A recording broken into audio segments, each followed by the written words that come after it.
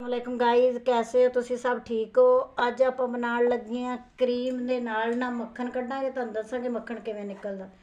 ਫਿਰ ਆਪਾਂ ਤੁਹਾਨੂੰ ਦੱਸਾਂਗੇ ਕਿ ਦੇਸੀ ਘੀ ਕਿਵੇਂ ਬਣਦਾ। ਠੀਕ ਹੈ ਨਾ। ਇਹ ਆਪਾਂ ਕਰੀਮ 2 ਕਿਲੋ ਕਰੀਮ ਲੈ ਲਈ ਹੈ। ਠੀਕ ਹੈ, ਫਰੈਸ਼ ਕਰੀਮ ਹੈ। ਤੇ ਆਪਾਂ ਇਹਨੂੰ ਥੋੜਾ ਚੁੱਲ੍ਹੇ ਤੇ ਰੱਖ ਦਿੱਤਾ, ਥੋੜੀ ਜਿਹੀ ਗਰਮ ਹੁੰਦੀ ਹੈ। ਤੇ ਫਿਰ ਆਪਾਂ ਇਹਨੂੰ ਗਰਮ ਕਰਕੇ ਤੇ ਆਪਾਂ ਲਾਵਾਂਗੇ ਇਹਨੂੰ ਖੱਟਾ ਲਾ ਦਾਂਗੇ।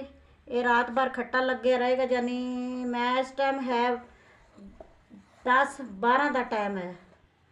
टाइम मैं देखिए नहीं, नोट नहीं किया कितना है, लेकिन इतना है 12 का, पता नहीं 11 का, इतना टाइम है। ला दूंगी, सुबह उठ के मक्खन बनाऊंगी, फिर तुहानू सुबह बाकी दिखावांगे। इस टाइम तुहानू तरीका इनू हल्का हल्का गर्म करना है। जो हल्की हल्की गर्म हो जाए क्रीम, उस टाइम पर आप खट्टा ला देना। खट्टा ला के रख देंगे, फिर सुबह आप इसका मक्खन कढ़ांगे। ठीक है ना। गर्म हो जाए फिर तुहानू दिखाने। चलो जी, देखो क्रीम अपनी हो गई इस टाइम पर गर्म। ठीक है ना। दरमियानी गर्म करनी है। इस टाइम तो आप चुल्हा करते हैं बंद। ठीक है, चुल्हा अपना बंद हो गया।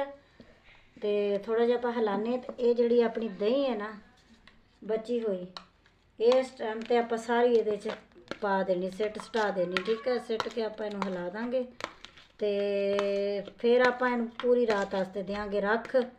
मैं टाइम भी नोट किया, इस टाइम 11-11:15 का टाइम है। ठीक है। तो बाकी अपने घंटे पई रहेगी। ठीक है ना। बस आप इनू हिलाने, अच्छी तरह मिक्स कर देने। करके तो आप इनू रख देंगे ढाँप के।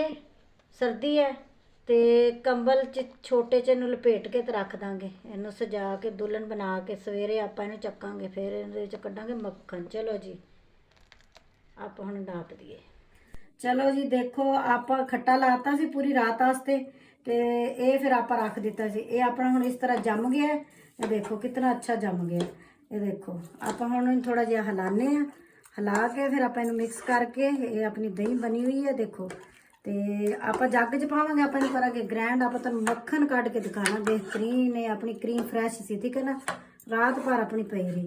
आप थोड़ा थोड़ा करके इनू हिला लेने ताकि थोड़ी जी मिक्स हो जाए। फिर आप जग च पाने थोड़ा थोड़ा करके।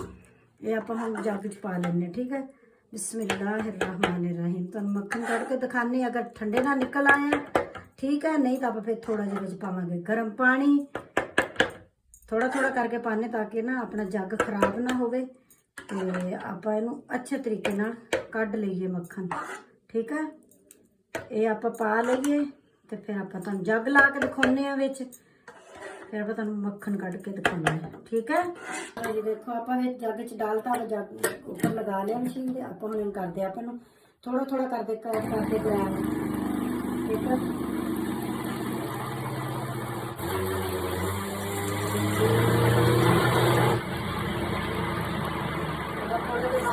हिलाने फिर तुहानू दिखाने। चलो जी, देखो आप थोड़ा ग्रैंड किया अपना मक्खन। देखो इस तरह का आ गया ऊपर। आप हल्का जिहा होर थोड़ा जिहा रगड़ा लावांगे। आप ये पाने थोड़ा जिहा गर्म पानी। ठीक है, ज़्यादा नहीं, थोड़ा जिहा। ये देखो बस इतना सैडा ते मक्खन ते नहीं डालना। तो फिर आप करते हैं, फिर रगड़ा लाने थोड़ा जिहा। ठीक है। और देखो अपना हो रहा ना, ये अपना जो जमा हो जाएगा फिर आप इन्हें कढ़ लवांगे। ठीक है।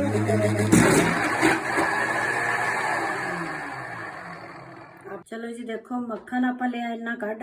तो आप हम दूसरा पाया विच। ठीक है, दूसरी क्रीम पाई है जमी हुई दही। आप हम इनू ग्रैंड करके तुहानू विखाने। तो फिर आप सारा लेने बारी बारी कढ़ के फिर तुहानू दिखाने। ठीक है ना। आप हम ग्रैंड कर लेने।